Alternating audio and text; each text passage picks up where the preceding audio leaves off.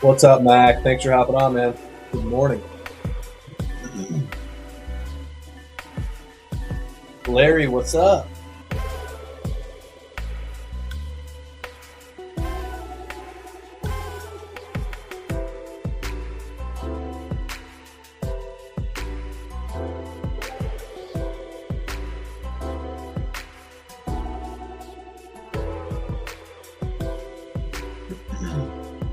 Randall, good morning. Thanks for hopping in. What is going on, everybody? I'm Rob Westerman, the third of GBP Daily, and thank you for tuning in to the Rob Westerman Show. You can find me all over social media at GBP Daily, and if you are not already, please subscribe to the YouTube channel. Like the video, throw a comment down in the comments section. It really helps the YouTube channel be seen across the platform. It is Thursday, September 12th. And hope your Thursday is off to a great start. Just wanted to thank everybody who's made myself a part of your morning and for tuning into the show. I really appreciate you guys. Love talking Packers, even if it's after a loss. But we're ahead of, or we're ahead of that. You know, that's behind us. We're just a few days out from Packers Colts, and with that comes quite a bit to talk about. Jordan Love has still not officially been ruled out for Sunday's game. I know DH is asking over on YouTube if Love is playing this week. We don't know. We are not sure if Jordan's going to give it a go or not. I don't think there's any legitimate chance that he suits up, but Matt LaFleur is making it clear that the door for him to return is still wide open. So he said Jordan's been working with the training staff just about every day, all day this week, doing everything he can to get back out there as soon as possible. I said it yesterday, and I'm sticking to it. I think he's going to miss this weekend's game. I think he'll miss next weekend's game.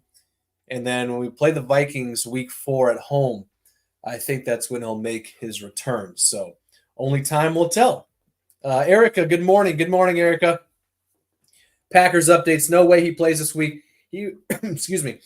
He will be back week 3, which is next week in Tennessee. I would love to see that. One thing we do know is that until he returns, it is Malik Willis at quarterback for us, which I'm sure at this point we all know. I typically would be pretty uneasy about any backup getting the start for us, but for some reason, I don't know why, I'm feeling pretty confident heading into this weekend's game against the Colts with Malik Willis, if that's who indeed is starting for us at quarterback. Now, if we were playing the 49ers or a team near that caliber, then my feelings would obviously be a little different.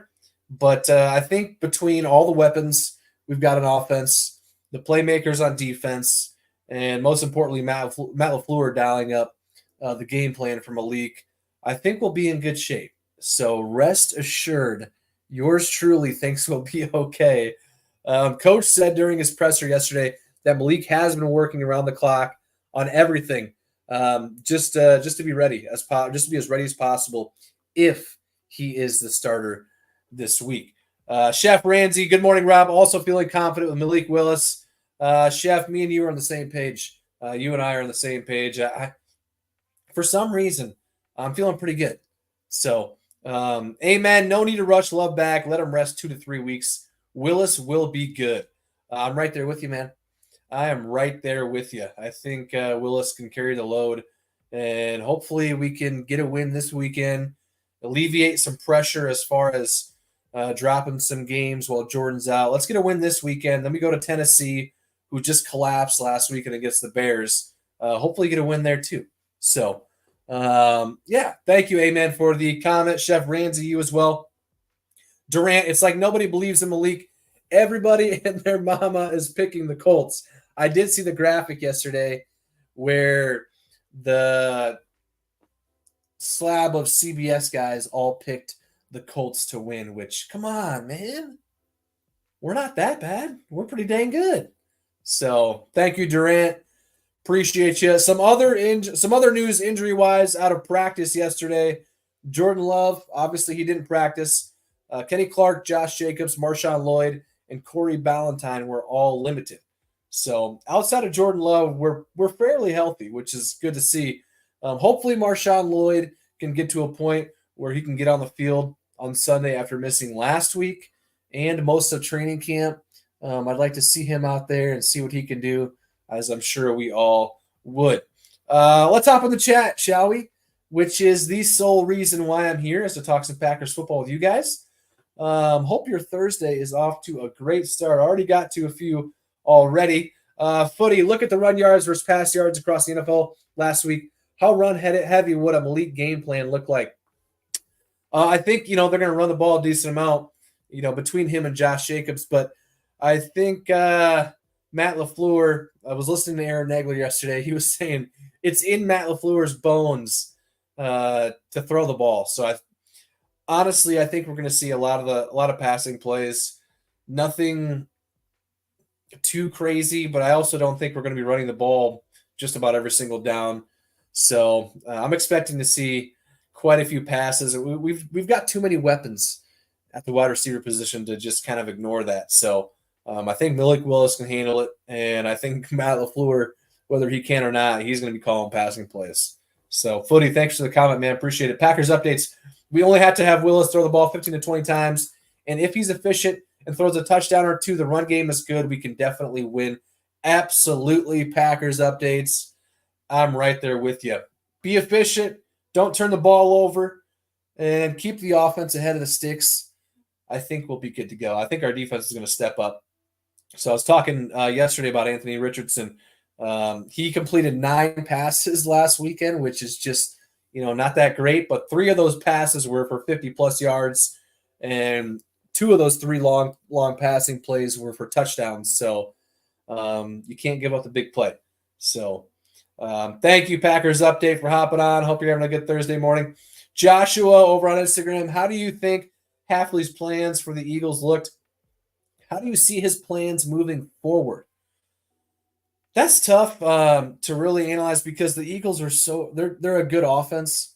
I think they had a pretty good big emphasis on keeping Jalen Hurts inside the pocket, which they did a great job of.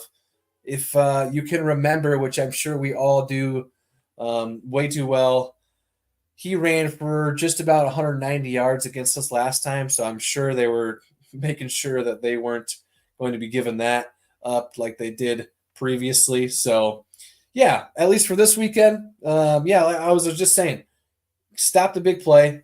Maybe try and keep him in the pocket, because he's a big dude. So he'll be trying to run quite a bit too. Anthony Richardson will. And then you got Jonathan Taylor too paired back there with him as well. So two good runners of the football.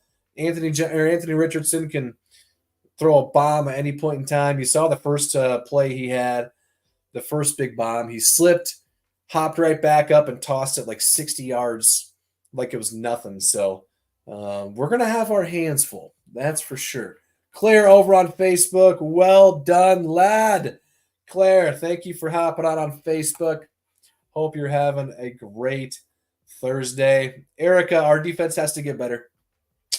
Yeah, the tackling seemed like it just reverted back to years past where nobody could tackle. Javon Bullard tried to go for a ball, completely whiffed, and didn't try to tackle. And I think it was Devontae Smith who got an extra few yards. Eric Stokes tried to tackle Jalen Hurts and got ran over, and then Jalen got the first down. So, yeah, Quay Walker had a rough game, although I do think he'll bounce back. Hopefully, the tackling can improve this weekend. So, Erica, thanks for the comment. DH, this is why I'm here, baby. Wisconsin beating Bama on Saturday? I sure hope so. I'm a big Badger fan as well. So, big Badger, big Brewers, big Bucks fan. Obviously, as well as a big Packer fan. We shall see. It'll be quite the upset, but I think it can be done. At home, Bama, this era of Bama is a different era than the Nick Saban era, clearly, with him not being there. And I don't know. I sure hope so. Wouldn't be too disappointed in a Badgers win. So, Ryan, free Edgerrin Cooper. I'm right there with you, my man. Played just 11 snaps last weekend and did pretty dang good. So hopefully we can see more of him this weekend. John, Willis game, baby. Yeah, let's get it. Come on. Malik Willis. We just got to speak it into existence. I'm pretty comfortable. I was saying it, I was saying it at the start of the show. I'm pretty confident in this weekend's game. And although that is how I typically feel midweek, later on in the week, I'm always pretty confident no matter who's out there. I get these positive news updates or optimistic outcomes, and that's seemingly what my eyes only see or my brain remembers. And yeah, I'm feeling pretty good. So, John, thanks for hopping on over on Facebook. Emilio, you're the man. Rob, nope, you are the man, Emilio. Thanks for hopping on over on X, formerly Twitter. Emilio, hope you're having a great Thursday. Chef Ramsey over on Instagram. Jair picking Richardson at least once. Absolutely. Hopefully this time around, if he does it in the end zone and has no chance for a return, hopefully he stays in the end zone. Unlike last Friday, excuse me. But I'll take a Jair pick. What else we got? John over on Facebook. Bullard did lay out A.J. Brown, though. Really tough thing to do. He did lay the wood down on A.J. Brown, which is pretty sweet. A.J. is a big guy. And Javon is big, too, for his height, but still is smaller than A.J. Brown. And, yeah, he checked him pretty good, which is good to see. A.J. Brown, it was nice to see him get laid out.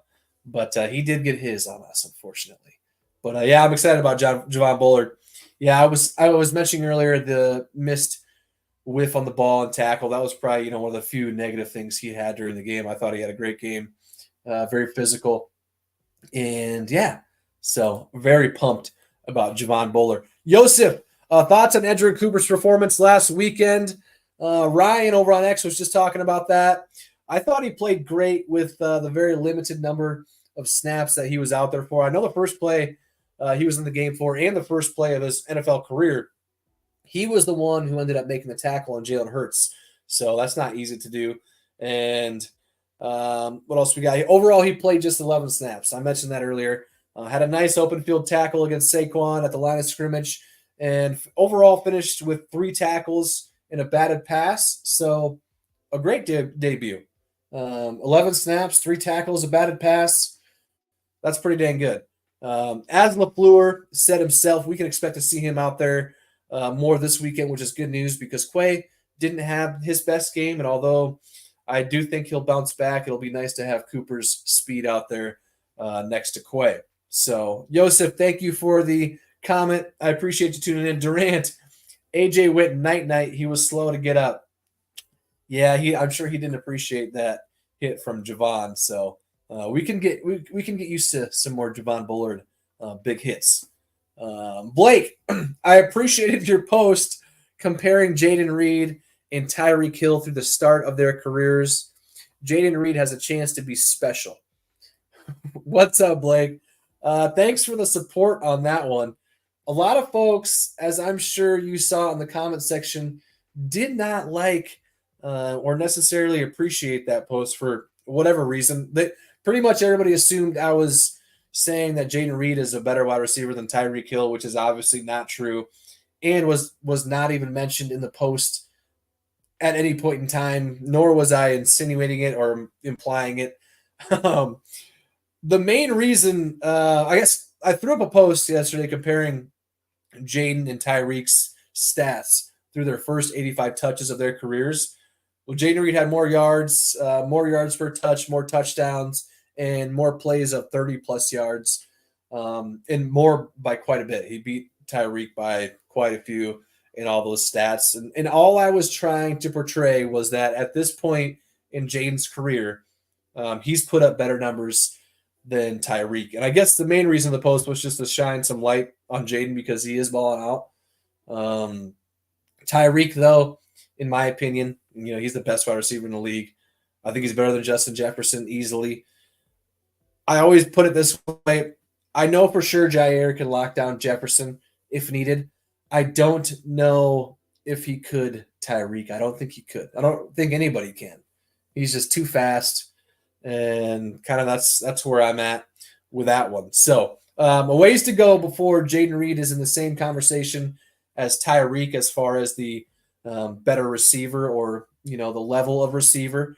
But so far, and this was the point of my post, is Jaden's start to his career is better than what Tyreek's was. So that is all I'm going to say about that one. Blake, thank you for the comment.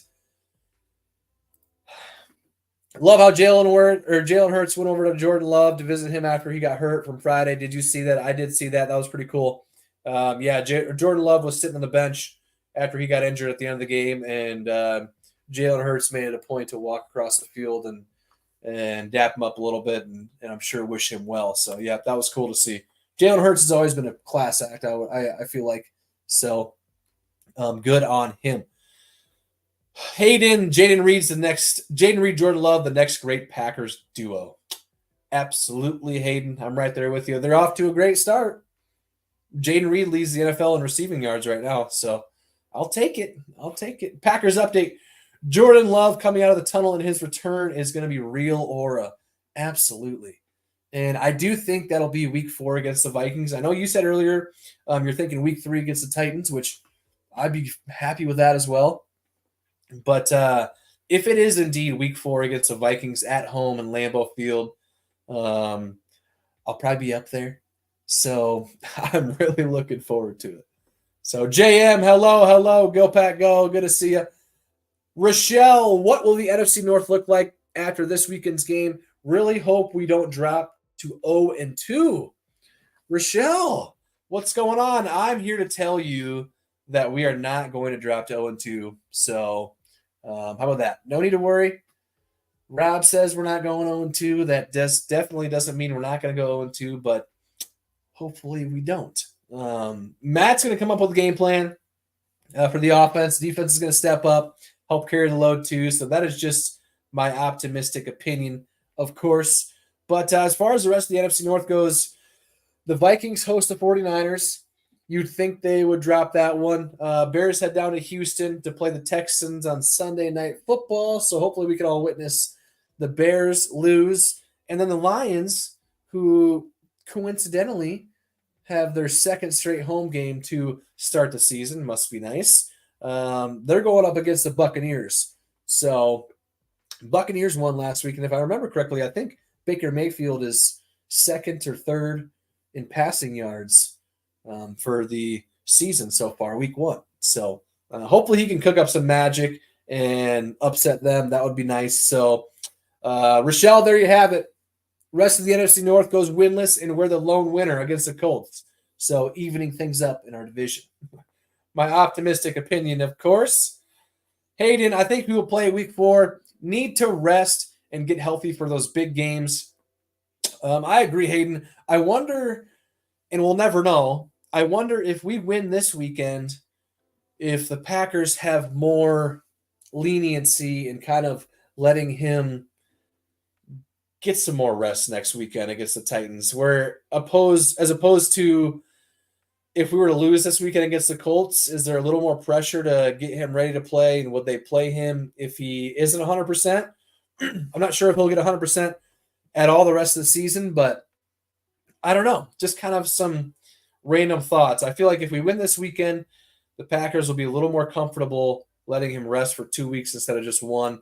And then hopefully he can come back for the Vikings game. Because, yeah, all division games are super important, especially a division home game against the Vikings, who looked pretty good last week. So Sam Darnold leading the way, and he balled out. So we shall see. Thank you, Hayden, for the comment. Appreciate you.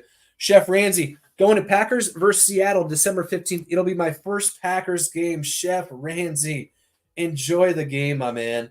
Your first Packers game, that feeling is unlike any other. I'm not sure if you've been up to Lambeau outside of a game, but the first time walking through the tunnels and just seeing the field in person is just – I wish I could go back and experience that for the first time again because it's truly special. So enjoy the game. Hopefully we can grab a dub for you. The Seahawks, I haven't really paid too much attention to them, but hopefully by then we'll be good to go health wise, and hopefully by then we'll be, right there in the playoff seedings, hoping or fighting for a playoff spot, maybe the 1 seed, probably the 2 or 3 or 4 seed with how good the 49ers look. We shall see. Long season though. Long season though. Linda, love your optimistic attitude. Thank you, Linda. You already know, Linda. Optimistic, positive. Some homer opinions coming over here. I feel like I've always picked the Packers to win every single week of every single year, no matter who's at quarterback. Just, I don't know. It's hard to pick them to lose. After I always see news updates or reports, and half positive, half negative, and I seem to only remember the positive ones, and that builds up a pretty good opinion heading into the weekend for each game. So thank you, Linda. Happy Thursday. We will see you on Saturday, if not beforehand. So, Chef Ramsay, unfortunately, it's in Seattle. Duh. Yeah. I don't know how I forgot. I looked at that game when the schedule came out, and I said, that's had some relatives over in Seattle, and I was contemplating if that would be a good excuse to head out and visit Seattle, because the Packers do play up in Washington State. So I live on the West Coast, Canada, never been to Wisconsin. Well, Chef Ramsay, I hope someday you are able to go to Wisconsin. It's a great time. Erica, who will get the first touchdown next week? See, this is what I'm here for. I love these type of questions. Last week was Jaden Reed, if I remember correctly. And then this week, I'm going to go with Tucker Kraft. Tucker Kraft is going to get the first touchdown. Preach, who is your favorite Packer of all time? Wow, that's a banner question. I'm going to throw it up on the screen here. Let me know who your favorite Packer is of all time, please, while I dive into this never-ending, open-ending question. That's a tough question because I can never answer it directly. There's so many different routes you can go with it. I like to break it down by era, or I guess different time periods. Like, for example, my favorite Packer, that I've been able to watch during my lifetime, or Packers, I guess, which I am 28. So to put that into perspective, Aaron Rodgers, obviously, Tramon Williams, Mason Crosby, Charles Woodson, Donald Driver. For me, at least, players becoming my favorite has always been a combination of their play on the field, obviously, and then, mainly ones that create, awesome moments. Mason Crosby, tons of awesome moments. Memories like Tramon Williams' pick six against the Falcons in the playoff run in 2010. He had a bunch of picks that year, or that playoff run. And then kind of who they are, or at least who we think they are, like off the field. So I kind of meshed the two together. And yeah, those 5 guys come to mind immediately. A-Raj, Charles Woodson, Mason Crosby, Tramon Williams, Donald Driver. I've had a chance to meet just about all those guys. So the interactions I've had with them compared to other players also play a part in it. I will say Donald Driver and Dave Robinson are 2 of the nicest guys you will ever talk to. Hands down. They take more than enough time to sit there and chat it up, talk whatever you want to talk about, answer any questions. Those dudes are class acts. As far as the older guys, Ray Nitschke for sure is the top dog for me. I had a chance to meet Ray when I was about 2 years old. So I guess I didn't really meet him. Maybe, I don't know. I was in his presence, I suppose. But yeah, anyways, my dad took my sister and I to an autograph signing, and we got to sit with him the whole time while he signed autographs. So I've got a picture of all of us at the table hanging out there up in my office. So yeah, Ray for sure immediately comes to mind. Always loved me some Donnie Anderson. As you can see right here, got a chance to meet him. You can't see the photo, but yeah, got a chance to meet him last year. Talk little footballs. I feel like Donnie got a little gypped in the Ice Bowl. He at least it looked like, crossed the plane at the goal line right before Bart Starr's QB sneak. So I think he kind of got gypped out of the game-winning touchdown, but who cares? We won, so it really doesn't matter. But just kind of a funny story. Go back and watch the QB sneak in the Ice Bowl from Bart Starr, and then rewind it a couple plays, and you'll see that Donnie Anderson, who also had the majority, if not almost all of the yards on that game-winning drive to put the Packers in that position. Yeah. So throw Donnie Anderson some love for carrying the team down the field, and negative 18 degrees or whatever it was, just insanely cold. But as far as favorite Packers go, it's just there's so many legends, and that's what comes with the Packers being so old and having so many good teams. There's so many Packers legends. There's so many Hall of Famers. There's so many players that played key parts in winning championships. So a topic I could definitely talk about all day long. So, Omer, good to see you, Rob. Rocking Packers Nation once again. Hope all is well, sir. Omer, where have you been, my man? I've been sitting here every morning waiting for you to hop on, and I haven't seen you. Just kidding. Only been a couple days. Omer says, James Lofton, not the greatest Packer of all time, but a warrior who led his team when they stunk for 15 years. James Lofton is a Packer that a lot of people don't bring up or remember. So thank you for bringing up James Lofton. James Lofton is a freaking beast. Omer, good to see you. Sterling Sharp was a baller for sure. Too bad his career ended, or he'd be in Canton now. Hopefully he still gets into Canton. He deserves it. So Chef Ramsey, Jordy Nelson, Clay Matthews, such an era. That was an elite era. Start off a brand new era with a Super Bowl win, and then obviously we didn't get another one, of course.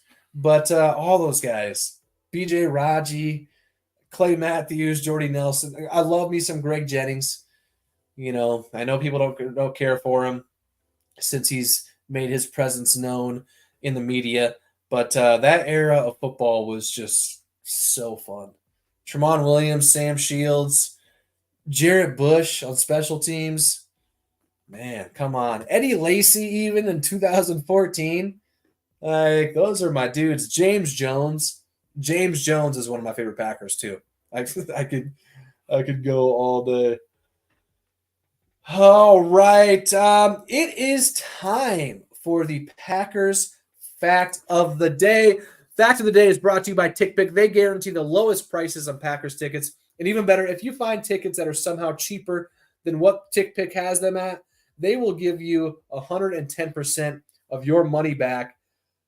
So if you want $20 off your next ticket order, use the code Packers20 at checkout for $20 off. That can only be used in the app. So be sure to download the TickPick app and use the code Packers20 for $20 off your order. So the fact of the day, Packers fact of the day, Amon Green, who played for the Packers for 8 seasons, is the all-time leading rusher in Packers history with 8,322 yards. He also holds the record for most rushing yards in a game at Lambeau with 218. He did that against the Broncos back in 2003, and he also holds the most rushing yards in a Packers season with 1,883, which he did in 2003 as well. So another guy, Amon Green, I could have included in my favorite Packers. Another player who I've got a chance to meet, and yeah, he was awesome to interact with. You could actually probably see that one up over there. So yeah, Amon Green, Packers legend and Packers all-time leading rusher. Love me some Amon Green. Come on, Amon. All right, guys, that is going to do it for me today as far as the show goes. But as you know, the content never stops. I'm always posting anything and everything Packers related all day long. So be sure to be following on the socials at GBP Daily, Twitter, Facebook, Instagram, TikTok, here on YouTube, Threads. I'm everywhere. So please subscribe to the YouTube channel. I'd appreciate it. I'll be back and at it again tomorrow. So I look forward to seeing you all then. And until then, I will catch you guys later. Thank you.